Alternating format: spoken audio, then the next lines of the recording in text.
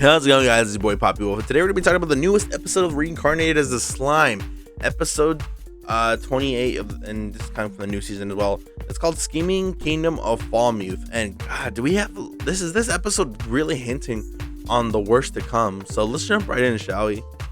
So we start with Rimuru going back to Ingrisa to visit the kid and see how they're doing post exams. They've all passed, so they're going to the next grade.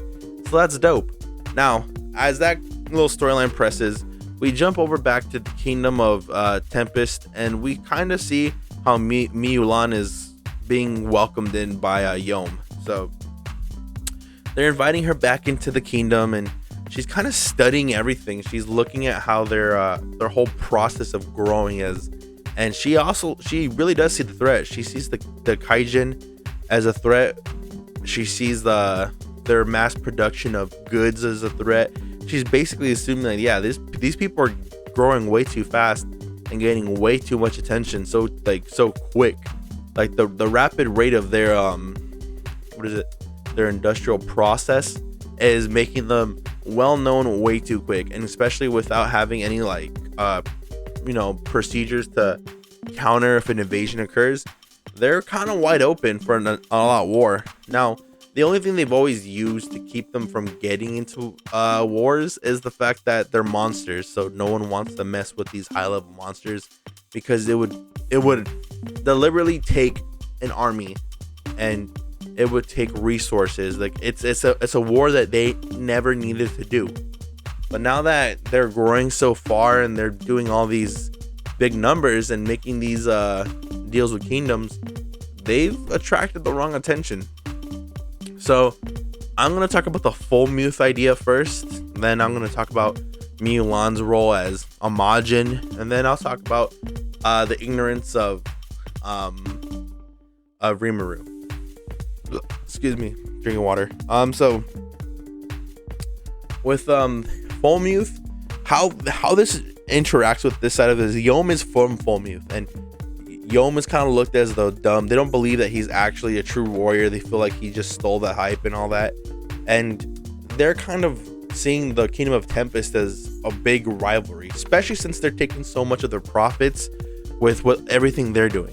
So we got mentioned at Falmuth from the last episode when King Gazel was like, yo, like, I hate their king. And actually watching from this, he's more as a puppet, I feel, like, to his religious advisor and financial advisor. They're going so far as to like try to implement a way where they can invade Tempest with the way that they can win. So they're making this into a holy war. Ironically, it feels like the Crusade is all over again. So they're using the grounds of a holy war. That way members of the church who follow the exact same religion as the Kingdom of Falmuth can join in their cause and, in a sense, lead a crusade against the Kingdom of Tempest. Since they worship different gods and they basically worship Rimuru as a god, this is going to be their way of attacking with getting the army for it, because they know far well that if they go in by themselves with 17,000 men, they're going to lose, because Lord knows that Rimuru probably could handle all 17,000. Now, what scares me about this is they're gonna go every way to like besmirch the name of the Kingdom of Tempest, and that's what the Federation of Tempest, basically the Federation. It's not a kingdom; it's its own like whatever.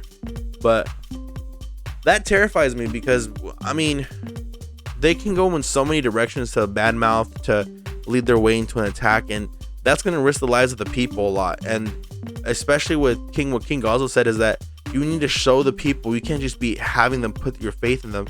You have to show them to put your faith into you. And I feel like this is where Rimuru's gonna have to go from just being a benevolent leader to showing them, like, not necessarily showing them a malicious side of himself, but showing them why they should trust him. He has to show them his power as a sense of altogether why, like, they follow him. Not because he's a nice guy, not because he's good, but he has to show them his all-powerfulness and why he's a stern leader, because if he doesn't show that, his people are going to lose faith in him. And I think that's what this kind of the season is kind of pointing to, is that he has to grow as a leader himself.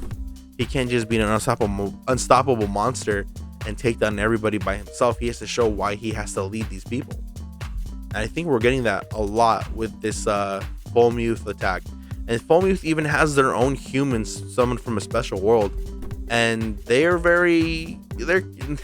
lack for a better word, one is cold, one is hot, and one is in the middle. You know what I'm saying? Like, you have the hot-headed guy who's like, nah, fuck a slime, I'll kill him real quick. And then you got the girl who's like, wow, I never fought a slime that's powerful before. Then you have the guy who's in the middle, is like, whatever, seems like a chore, but let's do it. So we definitely have these interesting characters who I feel are gonna get schooled. I already want to see them get in the fight. And just when we thought that fight wasn't enough, we shift back to the Tempest Federation, and we see how Mulan is just studying and gathering information all for her demon lord, and learning that, yeah, this federation is definitely a lot stronger than most people give them credit for. In fact, she's even amazed about some of the warriors that fight for this kingdom. And why shouldn't she be? She's also proven why, like, magic is a powerful thing, because her magical ability allows her not to engage physical fights. So if she fought Yom, or she fought the dude from the animal kingdom, like, full on by herself with no magic, she'd definitely lose. But because she has the magic to avoid and to evade and to even, like, trick, she will always come up on top. But obviously through Omen Haranza, or Harinza, he's shown that there's ways to go to blend in with magic to your victory. So there's definitely an option how to counter her style of fighting.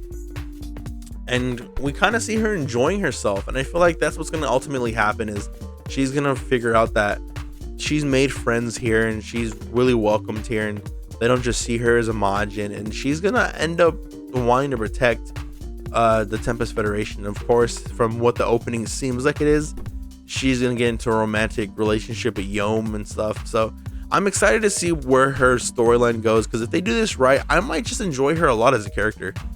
And then we go to the Rimuru's ignorance part of this entire episode, is that one of the lords is letting him know, like, dude, you're making big deals with all these kingdoms, but you have to understand, like, you're getting way too much attention.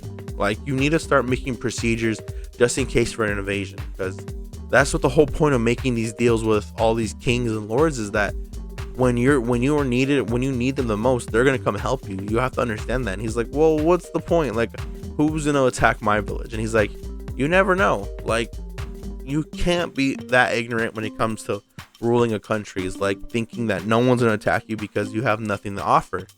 He's literally putting out so much materials out into the world, whether it be potions, weapons, brandy at this point. Like, he's got so much going on that it's ignorant for him, as it's very ignorant of him to believe that no one's gonna ever want to attack his people.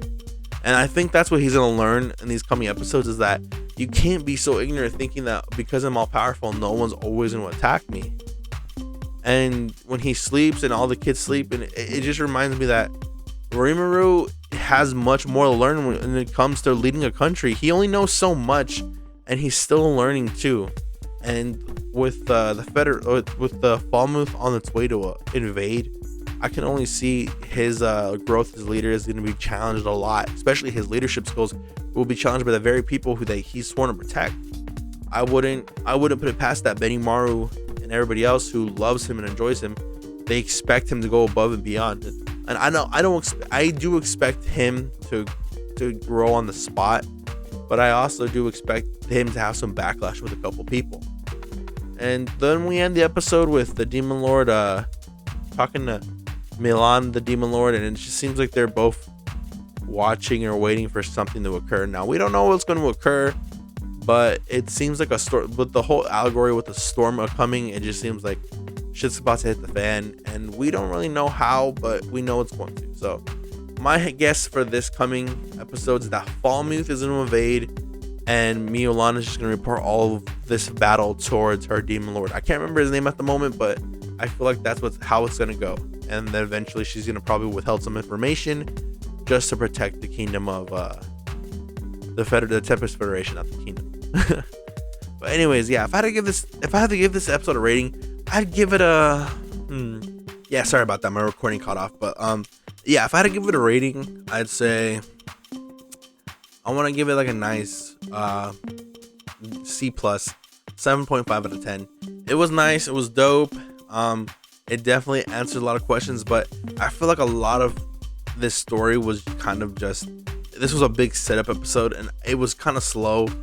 And again, I'm pretty sure next episode is going to be way better, but I'm really excited to see what's going to occur. So anyways, guys, this is your boy Poppy Wolf saying peace out. I'll see you guys next week. And remember, 1,000 subscribers. Lates.